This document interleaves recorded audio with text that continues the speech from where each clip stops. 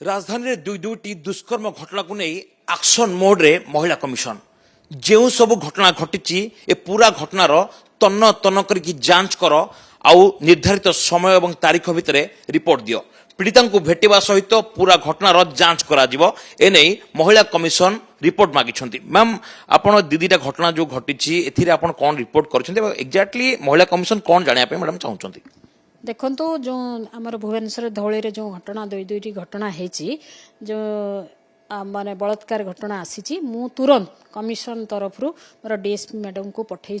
जीवाई पूरा proper investigation करी तार पुंखानुपुंखानु तथ्य आणिक देले आमे तुरंत ता प्रति कार्यानुष्ठान नबा एवं तुरंत आमे पुलिस को मध्य आमे आपाई मागी दे सारचु कोन हेची कोन घटनार पुंखानुपुंखानु तथ्य पाई एसपी को मध्य कहि सारचु एवं ता सहित जदि किछि न हे मु मध्य ए दुईटी घटना को तदंत परिसरभुक्त को आनिया पाई चाहूची एवं निजे मध्य भाबुची हे तो जाइकी से पीड़िता पाखरे पहुंचीबी मोर पीड़िता केमती न्याय पाई परिबो सेतिपाई केमिति प्रॉपर इन्वेस्टिगेशन हबो तुरंत तांको न्याय देवा पाई व्यवस्था करबी एवं ए आमर वर्तमान सरकार त्वरित पदक्षेप निया होची दुई जण प्राय अरेस्ट हे सारलेनी जना पडुची आउ जहा किछि थिबो मु निश्चय जाइके हेटी पहुंचीबार व्यवस्था करूची बा मो कमिशन रो सदस्य मानक सहित मु पठोइबार व्यवस्था को मध्य करि सारिछि। मान स्वतंत्र टीम आपण गोटे गठन करके निजे जाके इनक्वारी स्पॉट विजिट करिवे बा पीड़िता को भेटिबे निश्चय जदि किछि पुंखानुपुंखानु तथ्य से माने आसिला पर किछि आसिला अवगत हैला मु निश्चय विक्टिम पाखरे जाइके भेटिबी। मैम आ गोटे कथा देखा होची गोटे टेंडेंसी हेलानी जो वर्क प्लेस रे हरासमेंट होची स्कूल कॉलेज रे हरासमेंट होची आपण पाखरे गदा गदा फाइल मध्ये मन आपण पाखरे पडुची सेठी मैडम आईसी सेठी काम करूची ना करूनी एवं जो माने पीड़िता रहिछंती से माने केमिति आगो को आसिया कथा विभिन्न समय से माने सुरक्षा को नै प्रश्न उठाउछंती विभिन्न समय से माने चुप रहउछंती परिवार लोक तांको सपोर्ट करू नांती जदी जणे वर्क प्लेस रे हो स्कूल रे हो कॉलेज रे हो कोनोसी मेडिकल कॉलेज रे हो जदी कोनोसी प्रकार हरासमेंट होची से मैडम केमिति आगो को आसिया दरकार आपण तांको कोन मैडम कहिबे। देखंतु महिला कमिशन हिसाब रे गोटे महिला तार निजर शक्ति एवं सामर्थ्य निजे स्वावलंबीशील निजे सशक्तिकरण कथा को लेकिन जो आग को बढ़िबार राहा स्वप्न देखुचंती महिला कमिशन तार सम्मान सुरक्षा सम्मान दबार जो व्यवस्था बर्तमान सबु जगह रे प्रत्येक स्कूल कॉलेज विद्यालय अनुष्ठान रे इंटरनल कंप्लेन कमिटी गठन करा जायछि। मोर कहिबार कथा जोठी वर्क प्लेस रे झियोटी असादाचरण भाबुची निजको मन को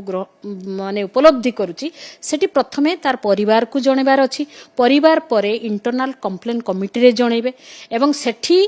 जणै साला परे 90 दिन भितरे तार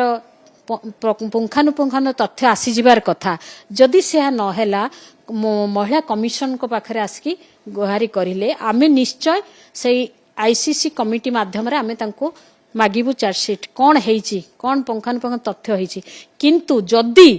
वर्तमान तो पूरा सरकार समस्त को एक कमिशन रो भी तदारख होची प्रत्येक अनुष्ठान रे प्रथमे आमे जाईकी देखुचु इंटरनल कंप्लेन कमिटी हेची कि नाही जदि न हेची गोटे झियो सेठी लोकल कमिटी माध्यम रे भी कहि पारिबो एवं जदि भी आमे देखुचु कोन कोन जगह रे हेई नाही ताहले आमे कलेक्टर को मध्य चिट्ठी करचु सेठी लोकल कमिटी माध्यम रे तार पुंखानुपुंखानु तथ्य ग्रहण करके हमको दियंतु ए कथा हेची किंतु गोटे वर्क प्लेस रे महिला जे निजको केबे भाराक्रांत न भाबी कि से निजे केमिति दुई पाद आगो को जीवा पाई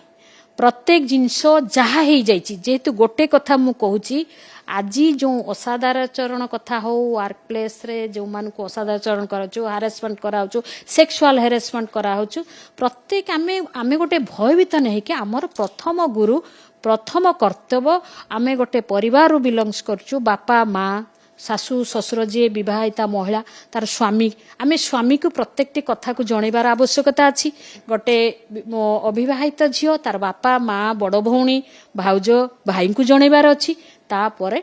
इंटरनल कंप्लेन कमिटी की जणेबार अछि। मैम जदि जणे निजको सिक्योर फील करूनी बा भाबुची जे तार तथ्य कोनोसी प्रकार पदक आसीबार भय रहउची से सीधासळक आसी कि महिला कमिशन को द्वारस्थ हेई पारिबे कि आपण से आश्वासन देबे कि मु कहूची परा जदि ए सब को न देई डायरेक्ट महिला कमिशन सबुबले तत्पर अछि न्याय प्रदान करिया पई सेति प्रत्येक झियों को मु जोठी भी जाउची मु कहूची कमिशन रे ए कथा को प्रथमे जणांतु थाना को जिबा पूर्वरु महिला कमिशन रे गुहारी करंतु अभियोग करंतु केते कंप्लेन आसिलानी कहा जाउची पाखापाखि 15 रु अधिक कंप्लेन कोनसी मेडिकल कॉलेज कथा कहंतु स्कूल कथा कहंतु सरकारी कॉलेज कथा कहंतु बहुत गुडी कंप्लेन अपन पाखु आसीची ए सब गुडा करे एक्शन वर्तमान सुता निया गलानी की मो पाखरे विशेष करी वर्ष भितरे प्राय 10-15 टी विषय रे आसीची